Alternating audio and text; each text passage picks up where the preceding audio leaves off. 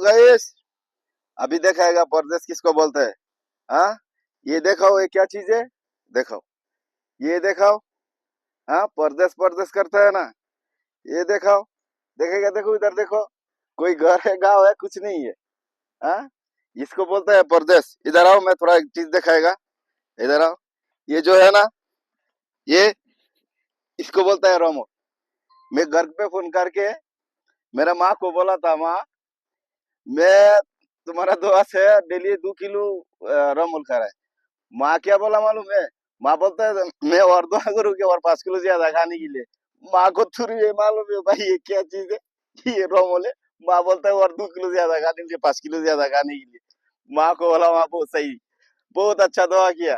हाँ, इसको बोलता है परदेश भाई, इसको बोलता है परदेश। देखो, कुछ नहीं है, कुछ नहीं है भैया। आओ आओ आओ, जल्दी आओ। जिक्की मिक्की लाइट जलता है, बहुत अच्छा है। आ जाओ जल्दी, इसको बोलता है परदेश। रियल है, रियल रियल। बहुत कमाएगा रियल। आजा मेरे भाई, आजा। माँ दुआ किया और 3 किलो ज्यादा खाने के लिए, 4 किलो 5 किलो। आजा आजा, इसको बोलते हैं रोमन भाई।